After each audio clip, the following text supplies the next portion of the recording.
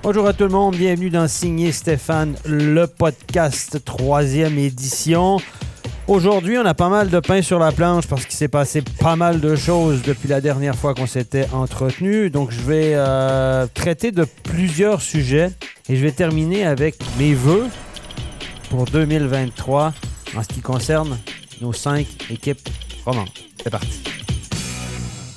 Alors, dans les faits divers, on va parler évidemment des déclarations de Damien Brunner à l'issue du match du dimanche 1er janvier à Zurich. Match que les Biennois ont perdu 2-1. Il y a eu un but litigieux, pas le but litigieux, mais il y a eu un coach challenge pour un hors-jeu éventuel avant le but gagnant de Zurich, le 2-1. Les arbitres n'ont pas pu conclure, je dirais, comme très souvent, parce que les images n'étaient pas assez claires, assez concluantes. Donc, but accordé 2 minutes à Bienne. Bienne a perdu le match. Après le match, Damien Brunner est allé de déclaration à l'emporte-pièce en disant « Je comprends pas », en gros, comme d'habitude, « Je comprends pas qu'on n'ait pas des caméras, que la Ligue n'investisse pas dans des caméras, dans un système décent pour juger ses actions. » Après la Ligue amateur, les fucking Ligue d'amateurs de Christian Dubé, voilà que c'est Brunner qui s'y met. Tout ce que Damien a dit, il a entièrement raison. On doit, là où on est rendu là, on doit s'équiper, etc. Même si Denis Vaucher nous dit que ça coûte trop cher. Damien a raison. OK, parfait. Christian s'était emporté. Il y avait eu une mauvaise décision. La façon, il n'y était pas, mais il avait raison. Sauf que là, il faut arrêter d'en parler. Il faut prendre ça comme une donnée, une réalité. Quand les équipes vont à la vidéo, décident de challenger, ils doivent se dire peut-être que les images ne seront pas concluantes. On prend un risque. Est-ce qu'on prend le risque que les arbitres reviennent avec des conclusions c'est-à-dire, on ne peut pas le dire. Alors, ils doivent prendre ça comme une donnée. Il faut arrêter de se plaindre. Là. C'est comme ça. Il faut faire avec. That's it. Fini, terminé. Tu prends le risque que les arbitres, ça ne soit pas concluant, ben vis avec. C'est aussi simple que ça. Là, maintenant, il faut dealer avec ça. Avec du recul, moi, je pense à ça, puis je me dis combien de fois le centimètre, le 2, le 3, le 4 cm hors-jeu éventuel a eu une réelle influence sur le but. Là, vous allez me dire, Steph, tu dis n'importe quoi, là. La règle, c'est la règle. Soit c'est hors-jeu, soit c'est pas hors-jeu. Qu'il y ait eu une influence, si le but a été marqué 40 secondes après, bien sûr que ça n'a pas eu d'influence. Mais la règle, c'est la règle. OK. Ça, c'est probablement les mêmes personnes qui s'offusquent. Hein? Quand on refuse un but pour une obstruction sur le gardien, quand un joueur a le gros orteil dans le demi-cercle, la fesse gauche, le coude droit ou le bout de la lame.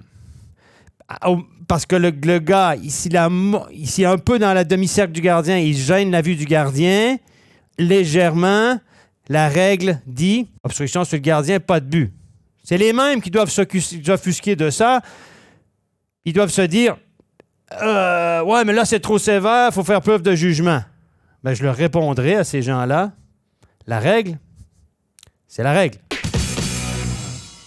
Autre sujet, et ça, personne n'en parle, mais moi, ça fait des années que ça me fatigue, et ça concerne la Ligue, c'est le calendrier. Mais je comprends pas, je veux dire, on est une ligue professionnelle. Si on veut avoir un bon spectacle, il faut que les joueurs aient du repos, il faut jouer de façon régulière, si on veut éviter les blessures, etc. Et là, j'ai pris le calendrier du Lausanne Hockey Club. OK? C'est pas une excuse, c'est un exemple parmi d'autres. C'est pas pour dire Lausanne va mal parce qu'il y a un mauvais calendrier, c'est pas ça que je dis du tout. C'est juste un exemple. J'ai pris le calendrier de Lausanne depuis le retour de la pause. Sérieusement, écoutez bien ça. Ils ont joué entre le 19 novembre et le 26 novembre 4 matchs en 8 jours. Si vous rajoutez à ça qu'ils ont joué le 29 novembre et le 1er décembre, ça fait 6 matchs en 13 jours. Ça me dit, c'est des pros, il y a que ça à faire? Ben oui. Un calendrier de 52 matchs. Là, ils en ont joué 6 en 13 jours. OK, fine. Là, ils ont eu 8 jours de pause. 8 jours de pause. Ils ont joué 2 matchs de suite. Le 9 et le 10. Un 2 en 2. J'ai des pros. Ben oui, évidemment, ils sont capables de le faire, c'est sûr. Et puis là, après, ils ont eu 10 jours de pause. La fameuse pause de l'équipe nationale du mois de décembre. Ça sert à quoi celle-là? Il faudra qu'on me l'explique. L'intérêt du tournoi à Fribourg, là, il faudrait qu'on me l'explique aussi. Hein? Autant pour l'équipe nationale que pour les spectateurs. On marque une pause en plein milieu de la saison. Alors, autre sujet qu'on traitera peut-être une autre fois.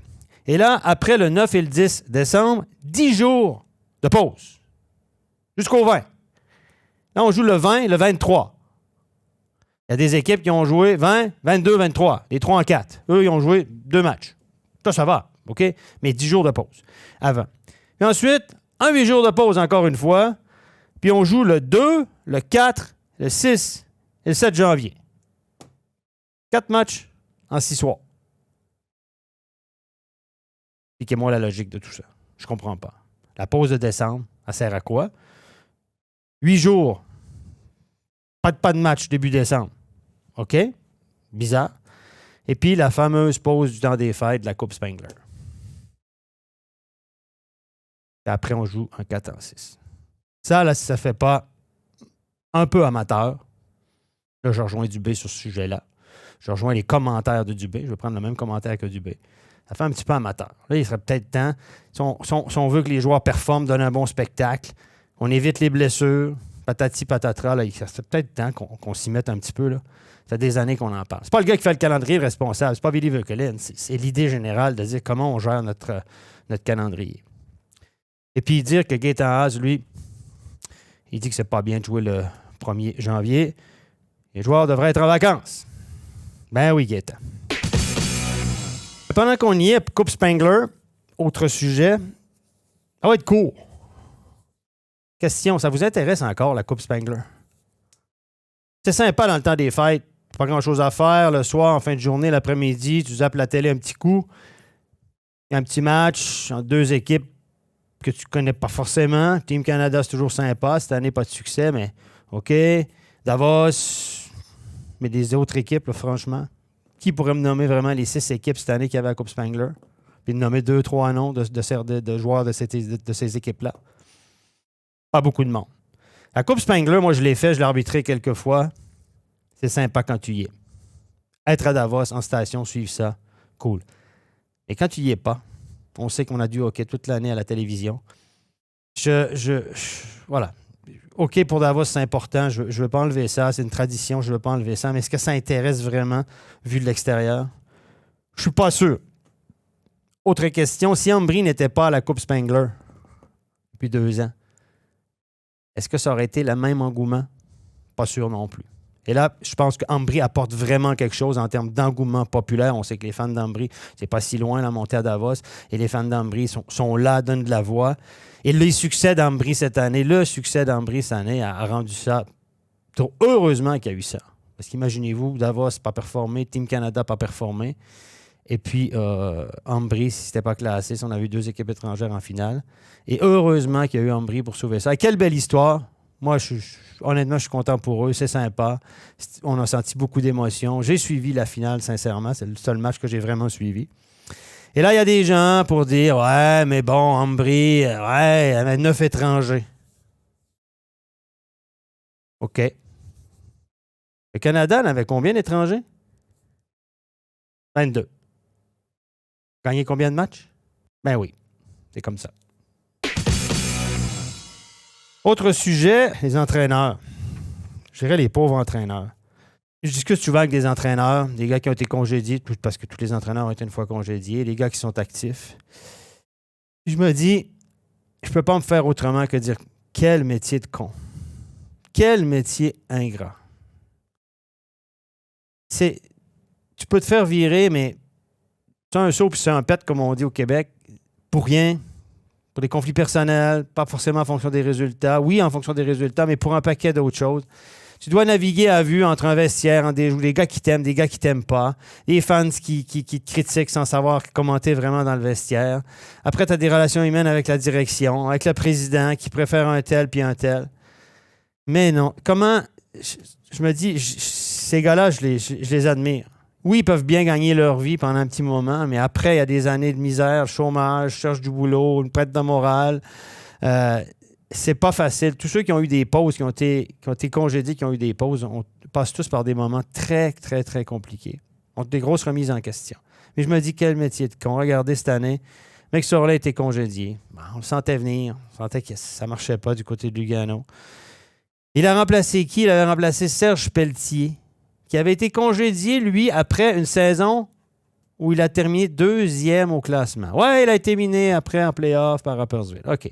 Mais il a terminé 2e du championnat. Après Noël, ils n'ont quasiment pas perdu de match. Il avait été congédié. Parce qu'à Lugano, la haute direction, propriétaire, il dit ah, non, McSorley. Ben oui. Mais Chris, ça n'a pas marché. Pas parce que c'est pas un bon coach. Ça n'a pas marché. C'est comme ça. Pazan. À joie. Est-ce quelqu'un qui avait expliqué où il mettait les pieds, le garçon? Hein? Est-ce quelqu'un qui avait expliqué à Pazan à joie, là, après un coup de une baguette magique? Là. Ben oui. Il est arrivé ce qui est. Après Gary Sheehan, Pazan a été congédié avec à peu près la même fiche. Et là, c'est Vauclair qui va essayer de se dépatouiller avec ça jusqu'à la fin de l'année. Lundskog à Berne. On disait l'année passée que les gars ne comprenaient pas parce qu'il était trop en avance, trop sophistiqué. C'était un génie du hockey. Mais on avait le vote de confiance. On l'a gardé. Et puis finalement, ben, on a décidé de le congédier cette année pour le remplacer par un gars qui a peu d'expérience en club, qui a coaché dans les petites ligues, qui s'est retrouvé à la tête de l'équipe nationale, qui avait 2-3 potes à Berne parce qu'il avait passé à Berne avant. On a engagé un gars. Il fait un bon boulot. Mais là, les joueurs, beaucoup de joueurs ont dit, surpris, commençaient à s'habituer au garçon. Ça n'allait pas trop mal. Mais non. Congédié. Pas facile. À Lausanne, Lausanne changeait un peu tout. Et puis le coach, lui, il a eu une promotion. En tout cas, il va se concentrer sur son job de directeur sportif. Changement de coach quand même. Et à Zurich, on congédie Grönborg.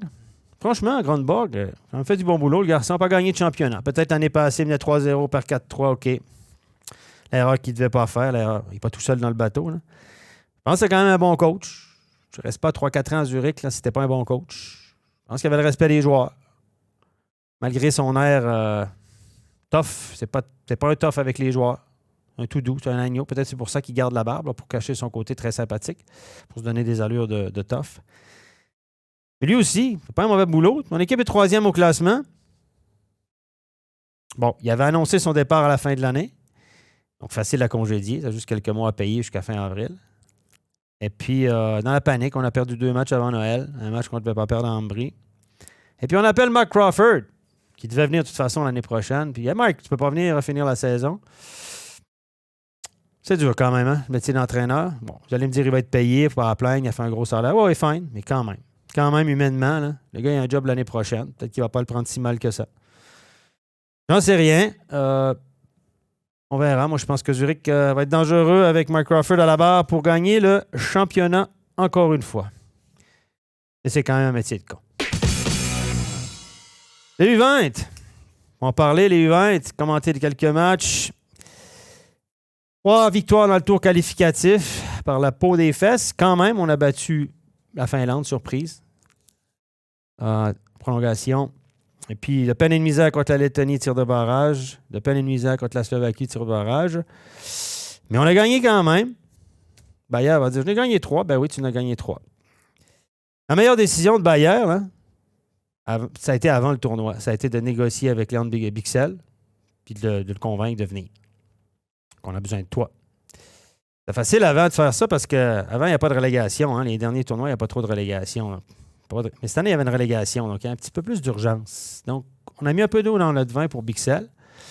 Et puis, ça a été une bonne décision parce que c'était lui l'homme clé de cette équipe-là. Une défensive assez solide. Beaucoup de temps de glace pour lui. Leon Bichsel est une tête au-dessus de tout le monde physiquement et dans le jeu. Heureusement qu'il était là. Sincèrement, c'est lui qui a fait la différence. Je pense. Dans le tour préliminaire, parce que on s'est effondré contre la Tchéquie. Ça, c'était pas terrible. Franchement, 9-1. Là. Oui, Tchèques ont fini premier de leur groupe de l'autre côté, mais quand même. C'est une dégelée. Loin de la moyenne les a rattrapés, vous allez me dire. Il y a 2 joueurs qui se sont signalés. Il y avait un gros bloc. Canonica, Biasca et Louis Robin. C'est C'est le premier bloc. 3 joueurs qui jouent dans la Ligue junior majeure du Québec. C'était de loin les meilleurs attaquants de cette équipe-là. Et Canonica, Biasca et Robin sont de bons joueurs dans la Ligue junior majeure du Québec. Des joueurs de 3e, 2e éventuellement, 2e, 3e bloc, avec des statistiques respectables, 1 point par match, mais ce ne sont pas des joueurs dominants dans le junior canadien. Et là, ils ont vraiment flashé. C'est vraiment les joueurs qui sortaient du lot dans cette équipe-là. Donc, les joueurs qui jouent à l'étranger. Comme d'habitude, sortaient du lot. Pixel, lui, joue évidemment à SHL avec des hommes en Suède. Et il va sûrement faire le saut en Amérique du Nord. C'est tout le mal qu'on lui souhaite. Et il y a un scout qui m'a dit, Steph, c'est pas compliqué. Ça fait 20 ans que je suis le tournoi U18, U20 internationaux. La Suisse n'a pas progressé. La Suisse est restée au même niveau depuis 20 ans. On voit les mêmes soucis, on voit le même manque de profondeur, certaines lacunes dans l'organisation. Mais oui, c'est comme ça. Et ça sera peut-être un sujet. L'état de notre hockey suisse, l'état de la relève, l'état de nos juniors élites, notre système de formation. Il faudra en parler une fois parce que il y a des petits red flags, des petits drapeaux rouges un petit peu partout. Tout le monde en parle dans le milieu, mais un secret bien gardé. Finalement, on va arriver à mes vœux. Les vœux pour 2023, parce que c'est dans l'ordre des choses de faire des vœux. Qu'est-ce qu'on souhaite au club? Les saisons sont décalées par rapport au calendrier, mais disons pour la fin de saison, jusqu'en avril, qu'est-ce qu'on peut souhaiter à nos clubs romans? Du côté de Genève, on a tout seigneur, tout honneur, on va parler de Genève. Meilleure équipe, légèrement devant Bienne. Parce que Bienne est roman, on va s'entendre avec la saison qu'ils connaissent. On les considère comme des romans. Ça nous arrange bien. Genève, il faut leur souhaiter un titre. Premier au classement. Meilleure équipe du championnat jusqu'ici. Un titre? Rien de moins. Tu ne peux pas dire non, on ne vise pas le titre. Zurich, Zouk sont très forts, etc. Oui, mais là, avec les ambitions, les joueurs que tu as engagés, les sommes investies, parce qu'il ne faut pas se leurrer, là. On a mis le paquet. Il y a les moyens, puis quand il y en a plus, il y en a encore à Genève. Tant mieux. Tant mieux. Parfait. Par contre, là, c'est 4 victoires dans les 10 derniers matchs, 3 défaites de suite. C'est un petit peu plus inquiétant. Ça marche un petit peu moins bien. Depuis la pause, c'est 6 victoires. Depuis la pause de novembre, 6 victoires, 7 défaites. Mais ils ont quand même 2 points par match de moyenne depuis le début de l'année. C'est assez pour être premier. Donc, on ne fera pas les rabat-joie. Par contre, si je suis Yann Cadieux, je m'inquiète un petit peu maintenant. Et puis, je pense qu'il y a une bonne nouvelle du côté de Genève. Une mauvaise nouvelle qui en est une bonne. La mauvaise nouvelle, c'est que Tom Ernest va nous quitter. Ça, c'est pour l'ensemble du hockey suisse, c'est quand même très dommage parce que c'est un excellent joueur. Un exemple à suivre. Le gars, il décide de retourner chez lui. Donc, la mauvaise nouvelle, c'est qu'il part. La bonne nouvelle, c'est qu'on va arrêter d'en parler à Genève. Ça va arrêter d'être peut-être une distraction autour du club, de je pars pas, je reste pas, qu'est-ce qui arrive, etc. Tous des éléments qui peuvent perturber une équipe. Un titre pour Genève, voilà mes vœux pour cette année. Pour Lausanne, Lausanne, je leur souhaite un peu de sérénité, de calme, qu'on parle de hockey, qu'on arrête de parler de ce qui se passe au 2e, au 3e étage, du propriétaire, etc. Et je souhaite de l'émotion. Je trouve que cette équipe-là manque énormément d'émotion. C'est des émotions. Quand il y en a, c'est de l'émotion négative. Et honnêtement, ça commence à être inquiétant. Moi, je leur souhaite la sérénité et des émotions positives. Fribourg.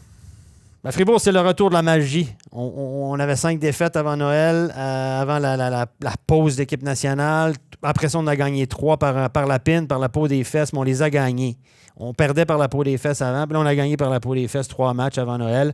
Je pense que Christian Dubé a dû passer un bon Noël. En tout cas, un petit soupir de soulagement, certainement. Est-ce que c'est le retour de la magie? À Cloton, l'autre jour, on perdait. On revient 3-2 en prolongation. Beaucoup de matchs par 1 point, beaucoup de matchs très serrés à Fribourg cette année. On les a perdus un bout de temps, mais on recommence à les gagner. Moi, je leur souhaite le retour de la magie, celle qu'on avait l'année passée durant le tout championnat. Et espérons pour eux qu'elle continue en play-off. Espérons. Et j'espère que Reto Berra, pour eux, reviendra en santé. Et à 100%. Bien. Bien. Même quand ça va mal, ça va bien. Bien. C'est le Fribourg. Pour moi, c'est le Fribourg de l'année passée. Il y a tout qui tourne. Il te manque Yakovenko, il te manque Leuve à la défense, il te manque Pierre Jean-Jacques, on a joué avec 5 étrangers, les 2 premiers gardiens sont blessés, c'est Simon Ritz, 39 ans, qui est dans la cage. Bah, pas grave, ça va pas mal quand même. C'est un point ou 2 de Genève, en tout cas tout près de Genève. L'affaire qui roule, est-ce que Bienne peut être champion? Je pose la question. Est-ce que quelqu'un peut mettre de l'argent sur la table, sa main à couper, que Bienne peut être champion? Une question. Si c'est le Fribourg de l'année passée, si c'est le Fribourg de l'année passée, c'est qu'il leur manque un petit quelque chose peut-être. Mais la magie, on ne sait jamais la magie. Mais ça va bien, on peut se réjouir. Je leur souhaite que ça continue. Et finalement, pour Ajoie,